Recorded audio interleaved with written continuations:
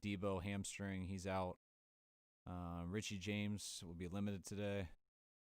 Tart limited.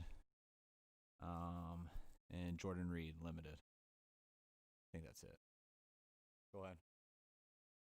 Kyle, what's the medical update on Jimmy? Did he do further damage to that high ankle sprain? And if so, is surgery an option for him?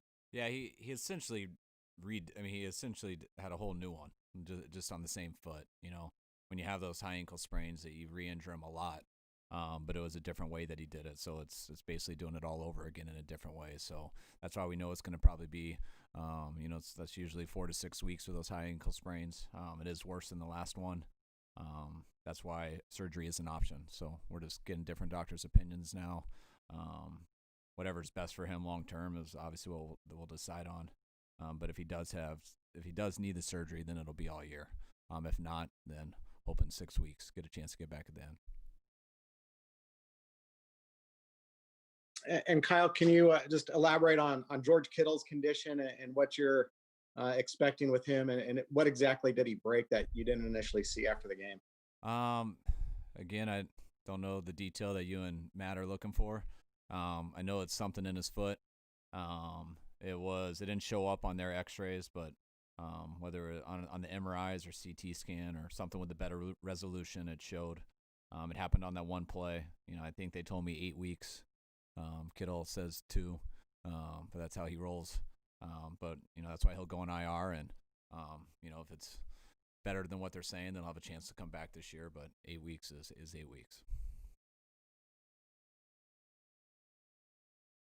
Hey, Kyle, obviously when Jimmy came back, the first game he didn't play particularly well, nor did he finish. You pointed to his ankle as a reason for that. Obviously, it's easy to second guess these things now. But what went into the decision to bring him back after he'd missed 2 games, and in retrospect, might have been too early? Just how he looked in practice. We felt he was able to go in there and at least protect himself and make the throws, which we felt good about. Just watching him in that game, and I thought it was affecting him and how he was throwing and everything, and the way the game was going. So we took him out. But then he looked really good in practice. So for the last 2 weeks, also thought he looked pretty good in the game for the next 2 weeks following that. So that's why when we went down on that game, we thought it was just what happens with high ankle sprains, which happens to everybody. Once you come back from it after a month, you do stuff almost every quarter on it. I personally had one my senior year in college, and I did it in training camp, and it affected me for 2 years. So those things do linger, but that's why I thought he was going to have a chance to go back in the game, but he re-injured it. Re-injured it, did it completely worse, and it was a whole new thing rolling it the way he did. So that's why it's a little more serious. So I don't regret bringing him back in any of the times. Obviously the way the Miami game went, if I could have seen that before the game, we could have avoided bringing him back. But I thought he gave us a real good chance to win, and we didn't think he was risking injury by going further with it, and he didn't. That's why he was able to come back the next 2 weeks even healthier. But he redid something in the Seattle game, and it was bad. Tried hard to come back, and I'm glad the docs want to let him, because it ended up being worse than we thought. Kyle, what are you doing to kind of keep team morale up with this litany of injuries this season? You don't ignore it like it's not happening. You just keep it real with guys. It makes things more of a challenge. We have experience of losing guys in the past, or our team knows how to deal with it. Kind of what we're going through now is a little unprecedented, just I think for us and probably for anybody. But I think our guys take it as a challenge. When you lose guys that you depend on and guys that you want out there, there's a little depressing feeling to it for everybody right when you hear it. But then you got to go play. And then our guys, the way our guys are made, you get excited for the challenge. We've had guys come in and step up and do well. I can go through our entire roster on who's not playing, and you can get up, and that can be depressing. But then I can go through and mention a lot of people who are playing that give you a very good chance to win. So we got plenty of guys on our team who can help us win games, and that's what our guys plan to do. You got to deal with it right away, but then once you get a game plan in, you start going, you start thinking about the team ahead of you, which I'm very thankful for this being a Thursday night game. I don't like thinking about, Sunday seems almost a week ago now. Some of the stuff that happened yesterday seems like a week ago. Had a great meeting with our team, and now we're playing in about 48 hours, so it's time to move on. And we know we got a huge challenge with Green Bay, and I think our guys are fired up to get out there and play against the odds. Kyle, with Jimmy, obviously now it'll be 2 of 3 years where he's missed a big chunk of the season. How difficult does that make it for you to evaluate him, and how does that factor into maybe his future with you guys? I don't think it's difficult for me to evaluate. I got a good idea with Jimmy, and what Jimmy's capable of doing, and that's why he's been here. People get better when they play more, and that's what I feel for Jimmy on. One, Jimmy gives us the best chance to win. He's proven that, and it's hard that he's not going to be here for, to me, probably about at least 6 weeks, because it's harder to win without him. But regardless of that, I want Jimmy playing as much as possible, because I know when he does, he'll only get better from the experiences of it, and I think that'd be the most frustrating thing about it after having the best chance to win. Kyle, with the trade deadline 3 minutes away, where do you guys stand? Is there anything in the works by that time that you came here for the press conference? No, nothing's in the works. Yeah, you'll see no more trades. Kyle, just given the financial realities of the salary cap potentially going down next year, how do you approach the situation? I know the offseason's a long way off, but there are going to be a lot of questions about Jimmy's future with the team, as you just alluded to. But how do you approach the financial component to it, knowing what Jimmy's going to make and what the cap's going to be? I mean, it's a big part of football when it comes to the salary cap. People talk about that's the business part, and I always tell people I don't know business very at all, but I do know football business. And when it comes into play of salary cap and stuff, and taking into what players that allows you to have, what it doesn't, I mean, that's stuff you're always thinking about and talking to people about, and the people in here who think about it at all times. And that goes into a lot of decisions. But you bring up that Jimmy with it. I mean, it's not Jimmy. It's everyone on our team. And it's never this guy for that guy. It's how do you put a whole team together? And that's some of the hard decisions you have to make. I love Quan Alexander. I mean, it broke my heart to have to tell him what we did yesterday. But you also got to understand what that does. Sometimes you got to make those decisions, even though it's very tough. You don't want to. I want Quan here forever, and what he's done for us, even in a year, and how much he means to us as a human. But sometimes when you look ahead and you see like keeping him here for 8 more weeks, it's going to cost us 2 other players at the end of this year, and that's kind of the business aspect of the NFL. But like I try to tell our team, that doesn't totally matter. It's the football business. And when you think about guys to guys, those are some of the things that you have to balance off each other. And what gives us the confidence to do something like we did with Quan isn't just the money part of what it does next year. It's that, that'll help us keep guys and not lose more guys than just him. But also, you never have the confidence to do something like that if you don't have the confidence in the guys who are playing if he's not here. And I think that says everything about what I feel in Greenlaw, what I feel about Aziz, what I feel about Flanagan Fowles. He's going to miss a couple weeks with his hamstrings, but I got a ton of confidence in those guys, which allows you to make a very hard decision that you think will help you in the future, because we believe in some of the people we have now also, and no difference at any other position. Kyle, with a couple of the running backs in Green Bay testing positive or being on the COVID list, does that give you any pause going forward, or is it just you trust in what the league is doing?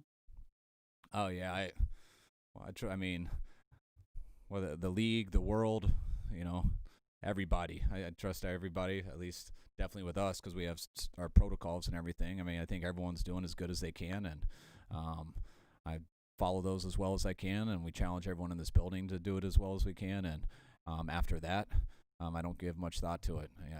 Everything else kind of consumes me, and when things happen, you just react and you deal with it. Hi, Kyle. Now that you've had a chance to watch the film, I'm wondering about that third quarter in specific, when a lot of those Seattle blitzes were hitting. How would you evaluate your struggles with that? Was that more on Jimmy, the line, a combination, or his ankle? I think for everybody had responsibility in that. And when people want to give responsibility to someone, the thing I'll say, and I'll always say, like, if you're going to give responsibility on a player, And that's always starts with coaching. I mean, there's no, hey, you blame the coach or you blame the player. Like, both are connected to each other. If a player makes a mistake, that starts with the coach preparing him for that mistake. So when that happens, we're not going to sit there and just keep every one in all day. There's times you got to get rid of the ball faster to the right person. There's sometimes that person's got to win faster. And there was a number of times that I didn't think we protected it right. Some of those ones up the middle and stuff when you get one guy off. We had a couple new guys in there, starting with the center and stuff, and some calls are off, and that happens fast. And one guy's off on a call, and someone gets on the quarterback pretty fast. They're surprised of it, then there's not much the quarterback can do about it. So I was very disappointed as in a whole how we handled some of that stuff, about 4 in particular.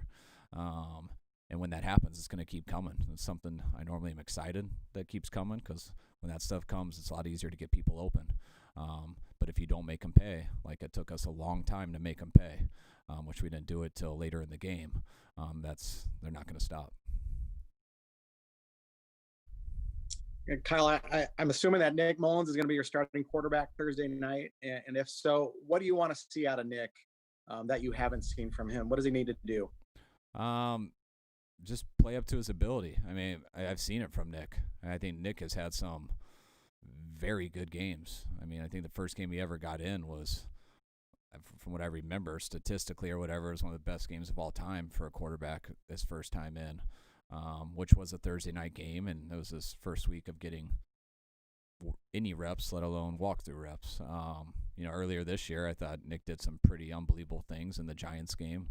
Just had a lot of second and longs, third and longs, and we didn't punt all game, which I thought he was one of the main reasons for that. And everyone knows he struggled to miss some throws versus Philly, but Nick showed us what he could do, and I know Nick can go out and do that. You guys saw that throughout the game in Seattle, and it's important that we just build a good game plan around him. All our guys play as well as they can, and just let the game come to Nick.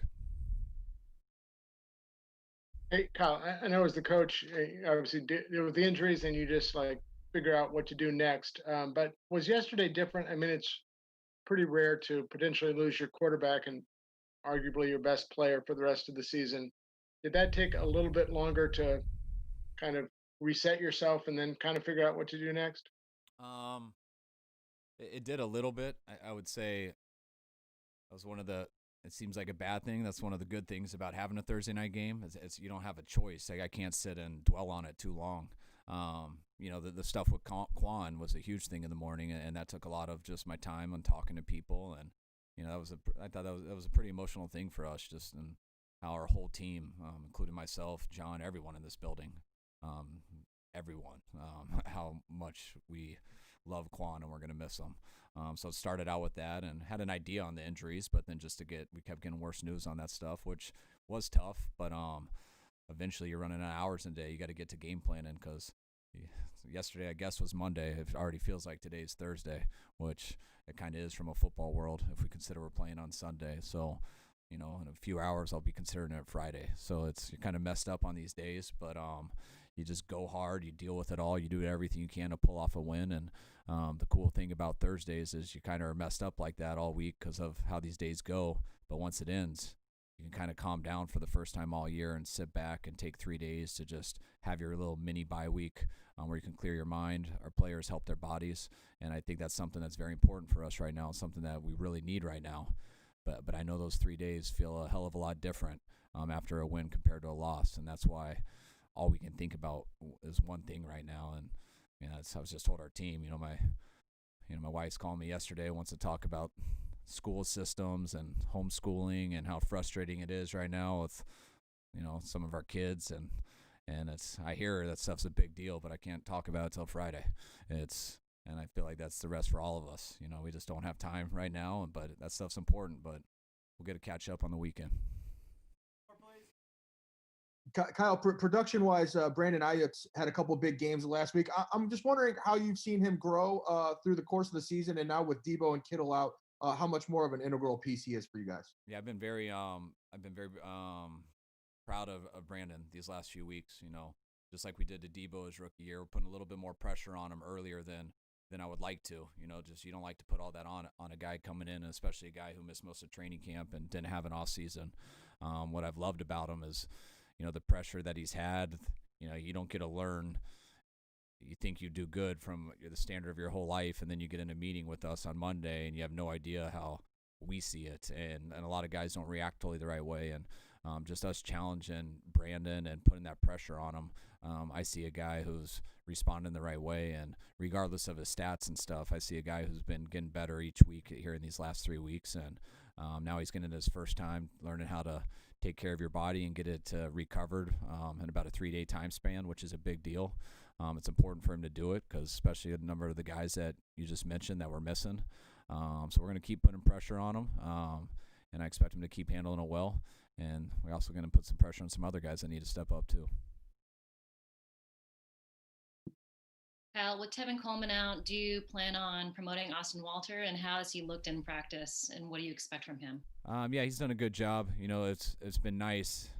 It's hard when you bring some backs in, during the year to put them on practice squad, because it's hard to get a real good look at them. They're doing other people's stuff. What helped us with Austin was we had him in training camp last year, so got to spend about 5 weeks with him last year throughout the offseason and everything. So he has some more familiarity with our offense than someone would who had just been here a couple weeks.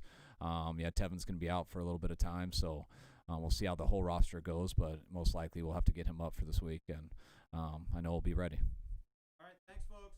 All right, thanks, guys.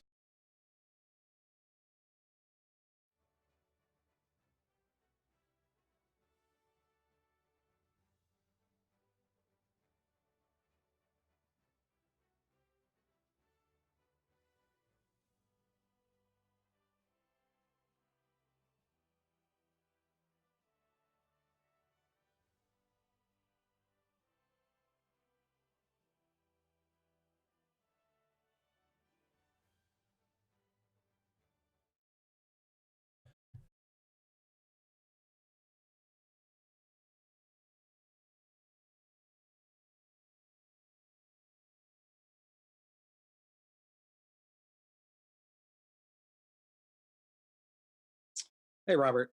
Um, Looking back on the Seattle game, just can you correct me if I'm wrong, but it always seemed like, in terms of your safeties, like Jimmy Ward in specific, was always about a step slow in getting to the scene after the play. Was there something that was causing him to be late or not giving safety help? And then why no Tavarius Moore at all on defense? To answer your first question, when you're single high and you're going, we ask those guys to go red line to red line. So the corner's got to do a great job. Call it a red, basically sideline. The corner's got to do a great job of that receiver. They win the red. Got to field side of the red line. Receiver trying to win the red space, drop sideline. So there's a battle going on there, and so for the corner winning that red line, you got everything red line all the way out to the sideline. Keep it on that red line. There are things that we can do a lot better to be able to see if we can get safe sideline to sideline. Answer your question. Just not safe. Your blitz.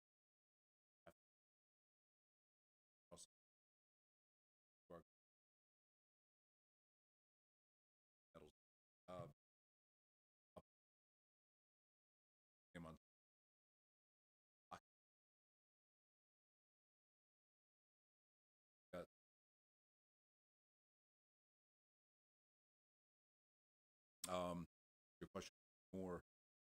We were looking for some ops to get him out there. Jimmy Ward being healthy does so much for our. There's that I've seen to the naked. A lot of it's out with finding the in there.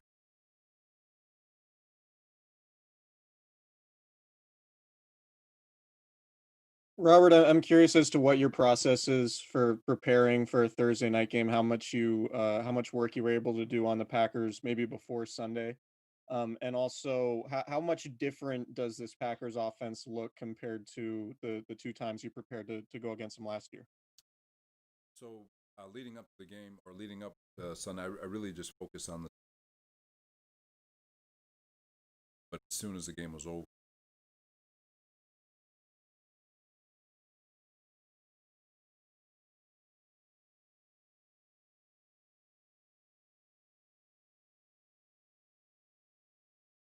time. You gotta,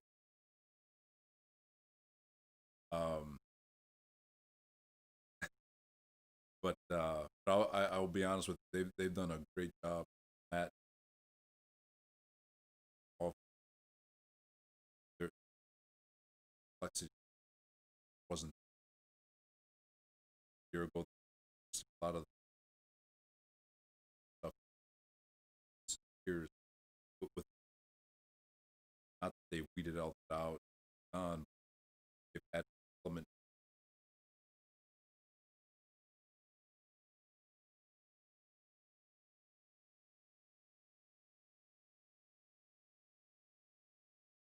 are so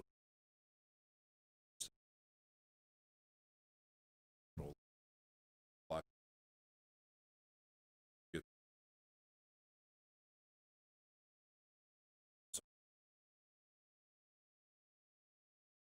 Hey, Robert. I noticed early in the game, Seattle was running a ton of hard counts, and you guys didn't bite on any of them. I'm wondering if that's just something I happened to notice this game, or was that probably something they thought they could get you guys with? And is that you, Chris Kasurik, who gets the guys ready to be able to not to bite in those kind of situations? You know that it's been the case all season. There's no crowd noise, so teams have been smart. Guys, our guys have gotten used. Sarek does a phenomenal job. Those guys that not really listening to the hard count, but listening or just watching the ball, trying to eliminate as possible as they can themselves, so they can get off the rock. But teams have been smart. Offensive teams have been smart, taking advantage of the fact that no crowd noise, and because of it, a lot of teams have been able to is more try to draw you outside. So it's a discipline, I guess that.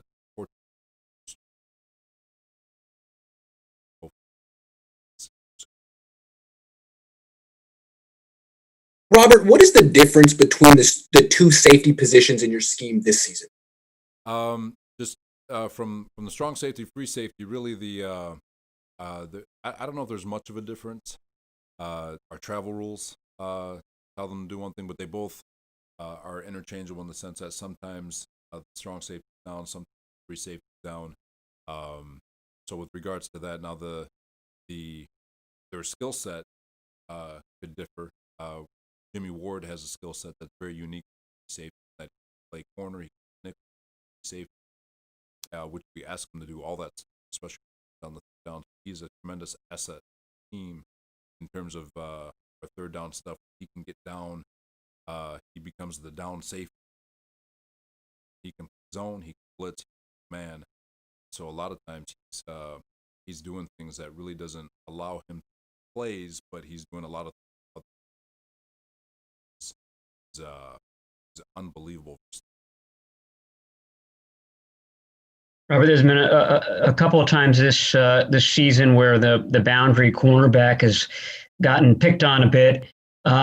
If the offense is lining up its best receiver on the boundary,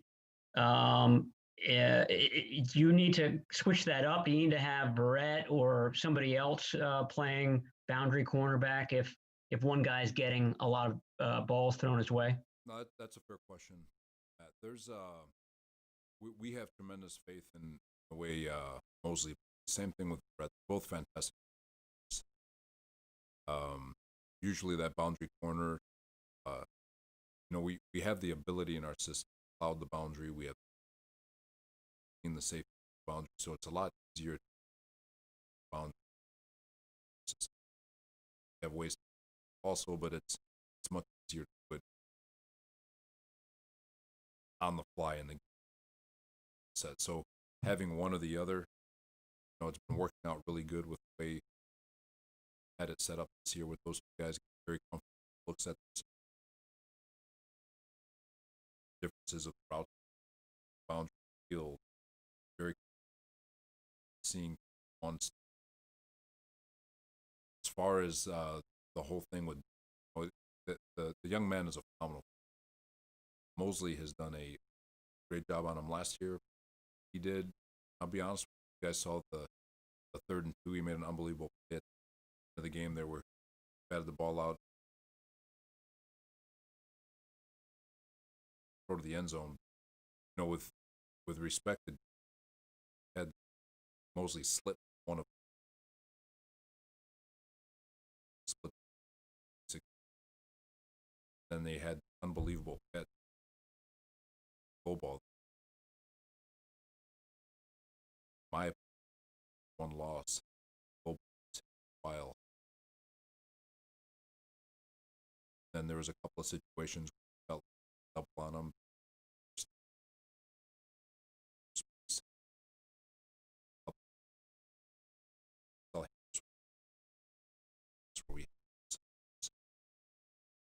They did a great job. They were creating different formations and sets. Get 12-yard